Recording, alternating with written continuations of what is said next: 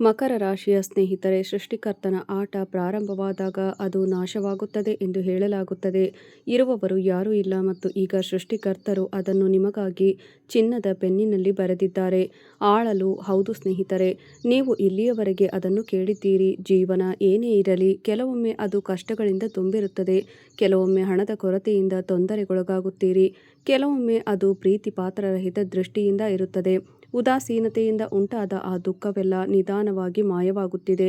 ಹೌದು, ನಮಸ್ಕಾರ ನನ್ನ ಪ್ರೀತಿಯ ಸ್ನೇಹಿತರೆ. ಮಾತೃದೇವಿಗೆ ನಮಸ್ಕಾರ. ನಿಮಗೆಲ್ಲರಿಗೂ ಸ್ವಾಗತ ಮತ್ತೊಮ್ಮೆ.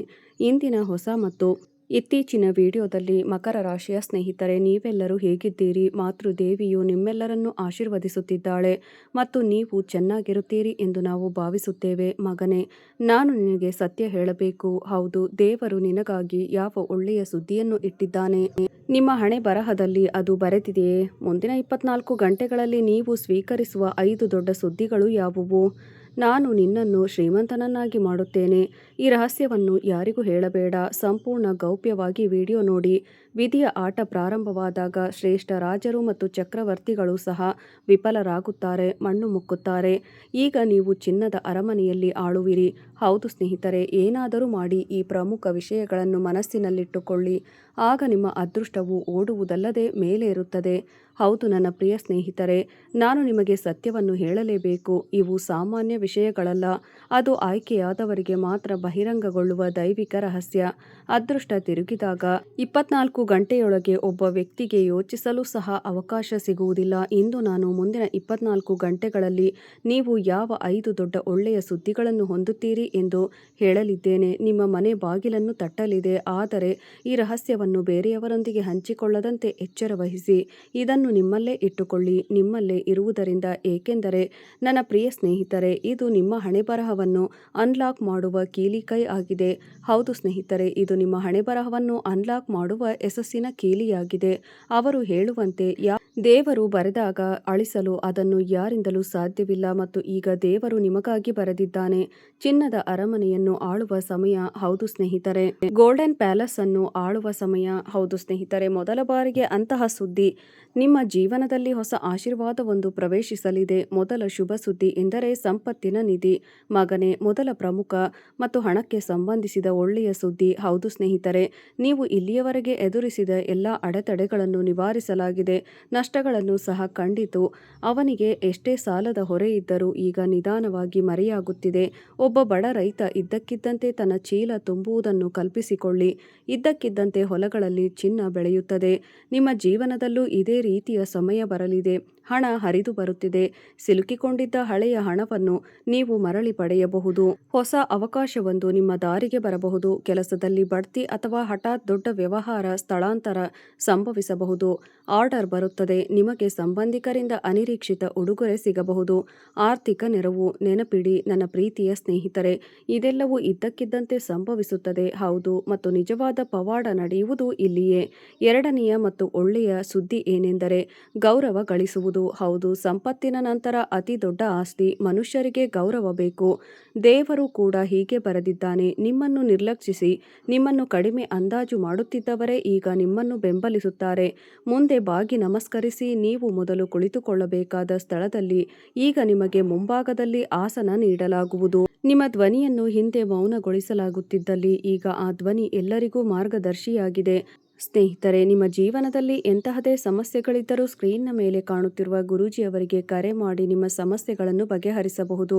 ಗುರೂಜಿಯವರು ವಿದ್ಯೆ, ಉದ್ಯೋಗ, ಗಂಡ ಹೆಂಡತಿ ಕಲಹ, ಕೋರ್ಟ್ ಕಚೇರಿ, ಸಂತಾನ ಸಮಸ್ಯೆ, ಇನ್ನೂ ನಿಮ್ಮ ಸಮಸ್ಯೆ ಏನೇ ಇರಲಿ 3 ದಿನದಲ್ಲಿ ಪರಿಹಾರ ಮಾಡಿಕೊಡುತ್ತಾರೆ. ಮಗನೇ, ನೆನಪಿಡು, ಇದೆಲ್ಲವೂ ನಿನ್ನ ಕಠಿಣ ಪರಿಶ್ರಮ, ನಿನ್ನ ಪ್ರಾಮಾಣಿಕತೆ ಮತ್ತು ಸೃಷ್ಟಿಕರ್ತನ ಫಲಿತಾಂಶ, ಕೃಪೆಯ ಫಲ. ಹೌದು ಸ್ನೇಹಿತರೆ, 3 ವ್ಯಕ್ತಿಗಳ ಜೀವನದಲ್ಲಿ ಏಕಕಾಲದಲ್ಲಿ ಸಂಭವಿಸಿದಾಗ ಆಗ ಒಬ್ಬ ವ್ಯಕ್ತಿಯ ಜೀವನ ಬದಲಾಗುತ್ತದೆ. ಆದ್ದರಿಂದ ಈಗ ನಿಮ್ಮ ಜೀವನವನ್ನು ಬದಲಾಯಿಸುವ ಸಮಯ. ಹೌದು ಸ್ನೇಹಿತರೆ, 3ನೆಯ ದೊಡ್ಡ ಶುಭ ಸುದ್ದಿ ಏನೆಂದರೆ ಕುಟುಂಬದಲ್ಲಿ ಶಾಂತಿ ಮತ್ತು ಸಂತೋಷ ಇರುತ್ತದೆ.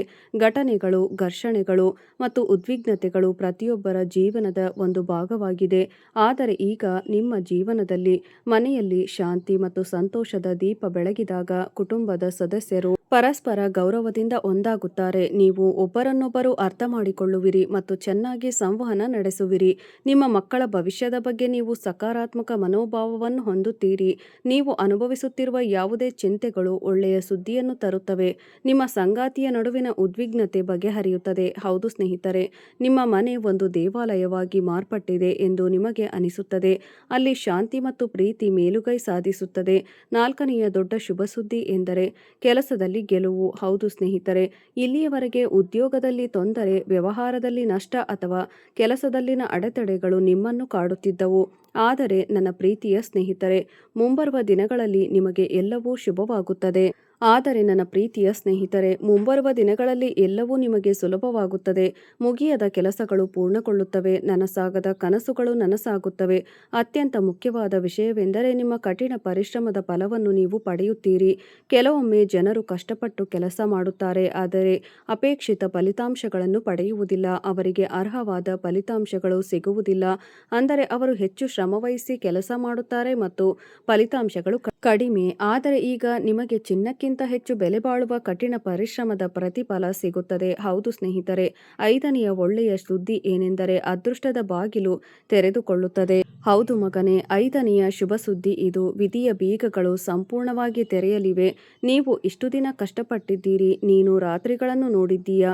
ಈಗ ಬೆಳಗಿನ ಬೆಳಕನ್ನು ನೋಡುವ ಸಮಯ. ಮಗನೇ, ನೆನಪಿಡು, ಯಾವಾಗ ಅದೃಷ್ಟ ಓಡಿದಾಗ ಜನರು ಅದನ್ನು ನಿಯಂತ್ರಿಸಲು ಸಾಧ್ಯವಿಲ್ಲ ಮತ್ತು ಹಾರಿ ಹೋದಾಗ ಜನರು ಅದನ್ನು ನೋಡುತ್ತಾರೆ. ಈಗ ನಿಮ್ಮ ಅದೃಷ್ಟ ಓಡುವುದಲ್ಲದೆ ಮೇಲೆ ಇರುತ್ತದೆ. ಸ್ನೇಹಿತರೆ, ದೇವರು ಬರೆದಾಗ ಅದನ್ನು ಅಳಿಸಲು ಯಾರಿಂದಲೂ ಸಾಧ್ಯವಿಲ್ಲ ಎಂದು ಅವರು ಹೇಳುತ್ತಾರೆ. ಮತ್ತು ಈಗ ದೇವರು ನೀವು ಚಿನ್ನದ ಅರಮನೆಯಲ್ಲಿ ಆಳುವ ಉದ್ದೇಶ ಹೊಂದಿದ್ದಾರೆ. ಆದ್ದರಿಂದ ನೀವು ಚಿನ್ನದ ಅರಮನೆಯನ್ನು ಆಳಬೇಕು ಎಂದು ಅವರ ಹಿತದೃಷ್ಟಿಯಾಗಿದೆ. ನೀವು ಅರಮನೆಯನ್ನು ಆಳುವಿರಿ. ನಾನು ಇಲ್ಲಿಯವರೆಗೆ ಬದುಕಿರುವ ಜೀವನವು ಕಷ್ಟಗಳು ಮತ್ತು ಆರ್ಥಿಕ ತೊಂದರೆಗಳಿಂದ ತುಂಬಿದೆ. ಕೊರತೆಯಿಂದ ತೊಂದರೆಗೀಡಾಗಿದ್ದೇನೆ. ಪ್ರೀತಿ ಪಾತ್ರರ ಉದಾಸೀನತೆಯಿಂದ ಒಮ್ಮೆ ದುಃಖಿತನಾಗಿದ್ದ. ಎಲ್ಲವೂ ನಿಧಾನವಾಗಿ ಹಿಂದೆ ಉಳಿಯಲಿದೆ. ಇಂದು ನಾನು ನಿಮಗೆ ದೇವರು ನೀಡಿರುವ 5 ಮಹಾನ್ ಸುದ್ದಿಗಳನ್ನು ಒಂದೊಂದಾಗಿ ಹೇಳುತ್ತೇನೆ. ಅದು ನಿನ್ನ ಹಣೆಬರಹದಲ್ಲಿ ಬರೆದಿದೆ. ಮತ್ತು ನೆನಪಿಡಿ ಮಗನೇ, ಇವು ಸಾಮಾನ್ಯ ವಿಷಯಗಳಲ್ಲ. ಇವು ಮುಂದಿನ ದಿನಗಳಲ್ಲಿ ನೀವು ನಿಮ್ಮ ಸ್ವಂತ ಕಣ್ಣುಗಳಿಂದ ನೋಡುವ ಸತ್ಯಗಳು. ಹೌದು, ನೀವು ನಿಮ್ಮ ಕೈಗಳಿಂದ ಸ್ಪರ್ಶಿಸುವಿರಿ ಮತ್ತು ನಿಮ್ಮ ಹೃದಯದಿಂದ ಅನುಭವಿಸುವಿರಿ. ಮೊದಲ ಶುಭ ಸುದ್ದಿ, ಸಂಪತ್ತಿನ ನಿಧಿ. ಮೊದಲು ಹಣದ ಬಗ್ಗೆ ಮಾತನಾಡೋಣ, ಏಕೆಂದರೆ ನನ್ನ ಪ್ರೀತಿಯ ಸ್ನೇಹಿತರೆ, ಹಣವು ಜೀವನದಲ್ಲಿ ದೊಡ್ಡ ಬೆಂಬಲವಾಗಿದೆ. ಹೌದು, ನಿಮ್ಮ ಬಳಿ ಹಣವಿದ್ದರೆ ನೀವು ಮನೆಯನ್ನು ಹೊಂದಬಹುದು, ಮಕ್ಕಳು ಓದುತ್ತಾರೆ, ರೋಗಿಗಳಿಗೆ ಚಿಕಿತ್ಸೆ ನೀಡಲಾಗುತ್ತದೆ, ಮನೆಯಲ್ಲಿ ಸಂತೋಷ ಇರುತ್ತದೆ. ಹಣ ಅದು ಇಲ್ಲದಿದ್ದರೆ ಒಳ್ಳೆಯ ಸಂಬಂಧಗಳು ಸಹ ಹೊರೆಯಂತೆ ಭಾಸವಾಗಬಹುದು. ಸ್ನೇಹಿತರೆ, ಇಲ್ಲಿಯವರೆಗೆ ನಿಮ್ಮ ಜೀವನ, ನಿಮ್ಮ ದಾರಿಯಲ್ಲಿ ಎಷ್ಟು ಅಡೆತಡೆಗಳು ಬಂದಿರಬಹುದು. ಕೆಲವೊಮ್ಮೆ ನೀವು ನಿಮ್ಮ ಕೆಲಸದಲ್ಲಿ ಕಷ್ಟಪಟ್ಟು ಕೆಲಸ ಮಾಡುತ್ತೀರಿ, ಆದರೆ ನಿಮ್ಮ ಸಂಬಳ ಸಾಕಾಗುತ್ತಿರಲಿಲ್ಲ. ಕೆಲವೊಮ್ಮೆ ನಾನು ವ್ಯಾಪಾರ ಮಾಡಿ ನಷ್ಟ ಅನುಭವಿಸಿದೆ. ಕೆಲವೊಮ್ಮೆ ನಾನು ಕಷ್ಟಪಟ್ಟು ದುಡಿದು ನನ್ನ ಕಷ್ಟಪಟ್ಟು ಸಂಪಾದಿಸಿದ ಹಣವನ್ನು ಗಳಿಸಿದೆ. ಬೇರೆ ಯಾರೋ ಅದನ್ನು ತಿಂದರು. ಸಾಲದ ಭಾರದಲ್ಲಿ ನಾನು ನಿದ್ರೆಯನ್ನು ಕಳೆದುಕೊಂಡೆ. ಆದರೆ ಮಗನೇ, ಈಗ ಅದೆಲ್ಲವೂ ಹೋಗಿದೆ. ದೇವರು ನಿಮ್ಮ ಹಣೆಬರಹದಲ್ಲಿ ಸಂಪತ್ತಿನ ನಿಧಿಯನ್ನು ಬರೆದಿಟ್ಟಿದ್ದಾನೆ. ಹೌದು ಸ್ನೇಹಿತರೆ, ಸ್ವಲ್ಪ ಯೋಚಿಸಿ. ನಾವು ಮಾರುಕಟ್ಟೆಗೆ ಹೋದಾಗ ಬೆಲೆಯ ಆಧಾರದ ಮೇಲೆ ವಸ್ತುಗಳನ್ನು ಖರೀದಿಸಿದ್ದೆವು. ಮಕ್ಕಳು ಆಟಿಕೆ ಕೇಳಿದರೆ ಇಷ್ಟವಿಲ್ಲದೆ, ಮಗನೇ, ನಾನು ಅದನ್ನು ನಂತರ ಕೊಡಿಸುತ್ತೇನೆ ಎಂದು ಹೇಳುತ್ತಿದ್ದೀರಿ. ನಿಮ್ಮ ಹೆಂಡತಿಗೆ ಚಿನ್ನದ ಬಳೆಗಳು ಬೇಕಾಗಿದ್ದಾಗ ನೀವು ಈಗ ಅದು ಸರಿಯಾದ ಪರಿಸ್ಥಿತಿಯಲ್ಲ, ನಾವು ನಿಮ್ಮನ್ನು ನಂತರ ಭೇಟಿಯಾಗುತ್ತೇವೆ. ನಮ್ಮ ಹೆತ್ತವರಿಗೆ ವೈದ್ಯಕೀಯ ಚಿಕಿತ್ಸೆಯ ಬಗ್ಗೆ ನಾವು ಹಲವು ಬಾರಿ ಯೋಚಿಸಬೇಕಾಯಿತು ಎಂದು ಹೇಳಿದ್ದೀರಿ. ಆದರೆ ಸ್ನೇಹಿತರೆ, ಮುಂಬರುವ ದಿನಗಳಲ್ಲಿ ಇದೆಲ್ಲವೂ ತಿರುಗು ಮುರುಗಾಗಲಿದೆ. ಈಗ ನಿಮ್ಮ ಬಳಿ ತುಂಬ ಹಣವಿರುತ್ತದೆ. ಬೆಲೆ ನೋಡದೆ ನೀವು ಖರೀದಿಸಬಹುದು. ನಿಮ್ಮ ಮಕ್ಕಳು ಕೇಳುವ ಎಲ್ಲವೂ ನಿಮಗೆ ಸಿಗುತ್ತದೆ. ಹೌದು ಸ್ನೇಹಿತರೆ, ಆ ಸಂತೋಷವು ಹಿಂತಿರುಗಲಿದೆ. ಈಗ ನಿಮ್ಮ ಹೃದಯಗಳು ಸಂತೋಷದಿಂದ ತುಂಬಿರುತ್ತವೆ. ನೀವು ಬಹುಶಃ ಯೋಚಿಸುತ್ತಿರಬಹುದು, ಹಣ ಎಲ್ಲಿಂದ ಬರುತ್ತದೆ? ಹಾಗಾದರೆ ಮಗನೇ, ಗಮನವಿಟ್ಟು ಕೇಳು. ಹಣವು ಹಲವು ಮೂಲಗಳಿಂದ ಬರುತ್ತದೆ. ಇದ್ದಕ್ಕಿದ್ದಂತೆ ಹಳೆಯ ಸಾಲವನ್ನು ಮರುಪಾವತಿಸಲಾಗುತ್ತದೆ. ವರ್ಷಗಳ ಕಾಲ ಎಲ್ಲೋ ಸಿಲುಕಿಕೊಂಡಿದ್ದ ಹಣವು ಇದ್ದಕ್ಕಿದ್ದಂತೆ ಮರಳಿ ಬರುತ್ತದೆ. ವ್ಯಾಪಾರ ಇದ್ದಕ್ಕಿದ್ದಂತೆ ಒಂದು ಆರ್ಡರ್ ಬರುತ್ತದೆ. ಕೆಲಸದಲ್ಲಿ ಬಡ್ತಿ ಸಿಗಬಹುದು, ಅಥವಾ ಇದ್ದಕ್ಕಿದ್ದಂತೆ ಲಾಟರಿ, ಭೂಮಿ ಅಥವಾ ಆಸ್ತಿ ಗೆಲ್ಲಬಹುದು. ಕೆಲವೊಮ್ಮೆ ದೇವರು ಇಂತಹ ಅದ್ಭುತಗಳನ್ನು ಸಹ ಮಾಡುತ್ತಾನೆ. ನೀವು ಆಶ್ಚರ್ಯಪಡುವಿರಿ, ಇದು ಹೇಗಾಯಿತು ಎಂದು. ಒಂದು ಉದಾಹರಣೆಯನ್ನು ತೆಗೆದುಕೊಳ್ಳೋಣ. ನಿಮ್ಮ ಹಳ್ಳಿಯಲ್ಲಿ ವರ್ಷಗಳಿಂದ ಬದಲಾಗದ ಭಾಗದ ಏನೋ ಇದೆ ಎಂದು ಊಹಿಸಿ. ಅವನು ಇದ್ದಕ್ಕಿದ್ದಂತೆ ಬದಲಾದರೆ ನೀವು ಅದನ್ನು ಪವಾಡವೆಂದು ಪರಿಗಣಿಸುವಿರಿ. ಹೌದು, ಮತ್ತು ಈಗ ಅದು ಪವಾಡವೇ ಸರಿ. ದೇವರ ಆಶೀರ್ವಾದದಿಂದ ಇದೆಲ್ಲವೂ ನಿಮ್ಮ ಜೀವನದಲ್ಲಿ ಸಂಭವಿಸಲಿದೆ. ಹೌದು ಸ್ನೇಹಿತರೆ, ನೀವು ಕೇಳಿದ್ದು ಸರಿಯಾಗಿದೆ. ಈಗ ನಿಮ್ಮ ಜೀವನದಲ್ಲಿ ಒಂದು ಪವಾಡ ಸಂಭವಿಸುತ್ತದೆ. ಅದನ್ನು ನೋಡುವ ಎಲ್ಲರೂ ಆಶ್ಚರ್ಯಚಕಿತರಾಗುತ್ತಾರೆ. ಆದ್ದರಿಂದ ಕೊನೆಯವರೆಗೂ ವಿಡಿಯೋ ನೋಡಿ. ಮುಂದಿನ 24 ಗಂಟೆಗಳಲ್ಲಿ ಯಾವ ಪವಾಡಗಳು ಸಂಭವಿಸುತ್ತವೆ ಎಂಬುದನ್ನು ನಾವು ಬಹಿರಂಗಪಡಿಸುತ್ತೇವೆ. ನಾವು ಏನು ಚರ್ಚಿಸುತ್ತೇವೆ ಮತ್ತು ಯಾವ ಚಿಹ್ನೆಗಳನ್ನು ಪಡೆಯುತ್ತೇವೆ, ಇಂದು ಹೊಸ ಭರವಸೆಯನ್ನು ಹೇಗೆ ತರುತ್ತದೆ ಎಂಬುದನ್ನು ನೋಡಿ. ಮತ್ತು ಅವಕಾಶಗಳು ತುಂಬಿರುತ್ತವೆ. ನಿಮ್ಮ ಆರ್ಥಿಕ ಪರಿಸ್ಥಿತಿ ಸಾಕಷ್ಟು ಬಲವಾಗಿರುತ್ತದೆ ಮತ್ತು ಹಣಕಾಸಿನ ಲಾಭದ ಸಾಧ್ಯತೆಗಳಿವೆ. ಆದರೆ ಖರ್ಚುಗಳನ್ನು ನಿಯಂತ್ರಣದಲ್ಲಿಟ್ಟುಕೊಳ್ಳುವುದು ಇನ್ನೂ ಮುಖ್ಯ. ಹೌದು ಸ್ನೇಹಿತರೆ, ವ್ಯರ್ಥ ಖರ್ಚು ಗಂಟೆಗಳನ್ನು ತಪ್ಪಿಸುವುದು ಉತ್ತಮ ಮತ್ತು ಇದು ನಿಮ್ಮ ಕುಟುಂಬದೊಂದಿಗೆ ಆರ್ಥಿಕ ಮತ್ತು ಧಾರ್ಮಿಕ ಆಧ್ಯಾತ್ಮಿಕ ಚಟುವಟಿಕೆಗಳಿಗೆ ಸೂಕ್ತ ಸಮಯ. ಶುಭ ಕಾರ್ಯಕ್ರಮದಲ್ಲಿ ಭಾಗವಹಿಸುವ ಅವಕಾಶ ಸಿಗಲಿದೆ. ಆಸ್ತಿಗೆ ಸಂಬಂಧಿಸಿದಂತೆ ಆತುರದ ನಿರ್ಧಾರಗಳನ್ನು ತಪ್ಪಿಸಿ. ಹೊಸ ಜನರನ್ನು ಭೇಟಿಯಾಗುವುದು ಒಳ್ಳೆಯದು. ಇದು ಭವಿಷ್ಯದಲ್ಲಿ ಪ್ರಯೋಜನಗಳನ್ನು ತರಬಹುದು. ಯಾರಿಗಾದರೂ ಹಣವನ್ನು ಸಾಲವಾಗಿ ನೀಡುವ ಮೊದಲು ಎಚ್ಚರಿಕೆಯಿಂದ ಯೋಚಿಸಿ, ಇಲ್ಲದಿದ್ದರೆ ನೀವು ಹಣವನ್ನು ಕಳೆದುಕೊಳ್ಳಬಹುದು. ನೀವು ಆರೋಗ್ಯವನ್ನು ಸುಧಾರಿಸಿಕೊಳ್ಳಬೇಕು ಮತ್ತು ದಿನವಿಡೀ ಚೈತನ್ಯಶೀಲರಾಗಿರುತ್ತೀರಿ. ನನ್ನ ಪ್ರೀತಿಯ ಸ್ನೇಹಿತರೆ, ನಿಮಗೆ ಇಷ್ಟು ಸಮಯವಾದರೂ ನಿಮ್ಮ ದಿನಚರಿ ಹಾಗೆಯೇ ಇರುತ್ತದೆ. ನಿಮ್ಮ ದೈನಂದಿನ ದಿನಚರಿಯು ಅದೃಷ್ಟ ಮತ್ತು ಕಠಿಣ ಪರಿಶ್ರಮದಿಂದ ತುಂಬಿರುತ್ತದೆ. ಉತ್ತಮ ಫಲಿತಾಂಶಗಳು ದೊರೆಯುತ್ತವೆ. ಗೌರವ ಹೆಚ್ಚಾಗುವುದರ ಜೊತೆಗೆ ಆರ್ಥಿಕ ಪ್ರಗತಿಯು ಕಂಡುಬರುತ್ತದೆ. ಪೋಷಕರ ಆಶೀರ್ವಾದವು ಬಾಕಿ ಇರುವ ಕೆಲಸಗಳನ್ನು ಪೂರ್ಣಗೊಳಿಸಲು ಸಹಾಯ ಮಾಡುತ್ತದೆ. ಪ್ರವಾಸ ಅಥವಾ ವಿಶೇಷ ಸಭೆಯ ಸಮಯದಲ್ಲಿ ಭವಿಷ್ಯಕ್ಕೆ ಮುಖ್ಯ ಮಾಹಿತಿ ಲಭ್ಯವಿರಬಹುದು. ದಿನವು ಸಾಕಷ್ಟು ಕಾರ್ಯನಿರತವಾಗಿರುತ್ತದೆ, ಆದರೆ ನಿಮ್ಮ ತಿಳುವಳಿಕೆಯು ಎಲ್ಲ ಜವಾಬ್ದಾರಿಗಳನ್ನು ಸುಲಭವಾಗಿ ಪೂರ್ಣಗೊಳಿಸುತ್ತದೆ ಎಂದು ಖಚಿತಪಡಿಸಿಕೊಳ್ಳುತ್ತದೆ. ಕೆಲಸದ ಕ್ಷೇತ್ರದಲ್ಲಿ ಯಶಸ್ಸಿಗೆ ಹೊಸ ಅವಕಾಶಗಳು ನಿಮಗೆ ಸಿಗಬಹುದು. ನನ್ನ ಪ್ರೀತಿಯ ಸ್ನೇಹಿತರೆ, ನಿಮಗೆ ಯಾವುದೇ ಸಮಯ ಬಂದರೂ ನೀವು ದೀರ್ಘಕಾಲದ ಸಮಸ್ಯೆಗಳಿಂದ ಪರಿಹಾರವನ್ನು ಪಡೆಯುತ್ತೀರಿ ಮತ್ತು ನಿಮ್ಮ ಮನಸ್ಸಿಗೆ ಶಾಂತಿ ಸಿಗುತ್ತದೆ. ನಿಮ್ಮ ಬುದ್ಧಿವಂತಿಕೆಯು ಕಷ್ಟಕರವಾದ ಕೆಲಸಗಳನ್ನು ಸುಲಭಗೊಳಿಸಲು ನಿಮಗೆ ಸಹಾಯ ಮಾಡುತ್ತದೆ. ನಿಮ್ಮ ಸಂಗಾತಿಯೊಂದಿಗಿನ ಸಂಬಂಧಗಳು ಮಾಧುರ್ಯ ಹೆಚ್ಚಾಗುತ್ತವೆ ಮತ್ತು ಮನೆಯಲ್ಲಿನ ವಾತಾವರಣವು ಸಾಕಷ್ಟು ಆಹ್ಲಾದಕರವಾಗಿರುತ್ತದೆ.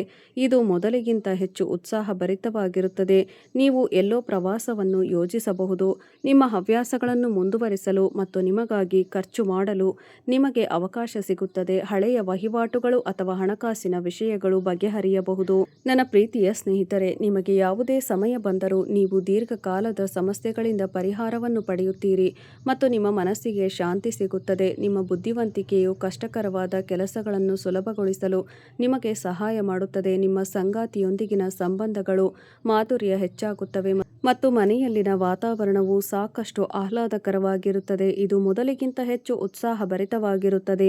ನೀವು ಎಲ್ಲೋ ಪ್ರವಾಸವನ್ನು ಯೋಜಿಸಬಹುದು. ನಿಮಗೆ ಹವ್ಯಾಸಗಳಲ್ಲಿ ತೊಡಗಿಸಿಕೊಳ್ಳಲು ಮತ್ತು ನಿಮಗಾಗಿ ಖರ್ಚು ಮಾಡಲು ಅವಕಾಶವಿರುತ್ತದೆ. ಹಳೆಯ ವಹಿವಾಟುಗಳು ಅಥವಾ ಹಣಕಾಸಿನ ವಹಿವಾಟುಗಳು ಬಗೆಹರಿಯುತ್ತವೆ.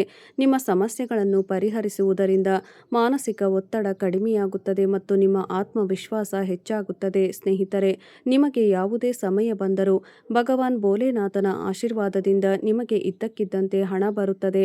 ಆರ್ಥಿಕ ಲಾಭ ಇರುತ್ತದೆ. ಇಂದು ವಿಶೇಷ ದಿನವಾಗಬಹುದು. ದೀರ್ಘಕಾಲದಿಂದ ಬಾಕಿ ಉಳಿದಿರುವ ಕೆಲಸಗಳು ಬಗೆಹರಿಯುತ್ತವೆ ಮತ್ತು ಯಶಸ್ಸಿನ ಹಾದಿ ಸುಗಮವಾಗಿರುತ್ತದೆ. ಆದಾಗ್ಯೂ ಸ್ನೇಹಿತರು ಇತರರ ವ್ಯವಹಾರಗಳಲ್ಲಿ ಹಸ್ತಕ್ಷೇಪ ಮಾಡಬಹುದು.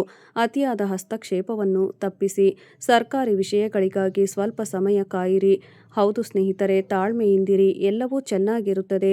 ದೇವರು ಬಯಸಿದ್ದೆಲ್ಲವೂ ಆಗುತ್ತದೆ. ಆಸ್ತಿಗೆ ಸಂಬಂಧಿಸಿದ ನಿರ್ಧಾರಗಳನ್ನು ಚಿಂತನಶೀಲವಾಗಿ ತೆಗೆದುಕೊಳ್ಳಿ. ಕುಟುಂಬ ಜೀವನದಲ್ಲಿ ತಾಯಿಯ ಆರೋಗ್ಯಕ್ಕೆ ವಿಶೇಷ ಗಮನ ನೀಡಬೇಕಾಗುತ್ತದೆ ಮತ್ತು ಅವರೊಂದಿಗೆ ಸಮಯ ಕಳೆಯಿರಿ. ಸದ್ಯಕ್ಕೆ ಆರೋಗ್ಯ ಸಾಮಾನ್ಯವಾಗಿರುತ್ತದೆ, ಆದರೆ ಶಾಂತಿಯನ್ನು ಕಾಪಾಡಿಕೊಳ್ಳುವುದು ಮುಖ್ಯವಾಗಿರುತ್ತದೆ. ಸ್ನೇಹಿತರೆ, ಇಲ್ಲಿಯವರೆಗೆ ವಿಡಿಯೋ ನೋಡಿದ್ದಕ್ಕಾಗಿ ಧನ್ಯವಾದಗಳು. ನಿಮ್ಮ ದಿನ ಚೆನ್ನಾಗಿರಲಿ, ನಿಮ್ಮ ಕುಟುಂಬದವರ ಆರೋಗ್ಯ ಚೆನ್ನಾಗಿರಲಿ ಎಂದು ನಾನು ಭೋಲೆನಾಥನಲ್ಲಿ ಬೇಡಿಕೊಳ್ಳುತ್ತೇನೆ. ಧನ್ಯವಾದಗಳು.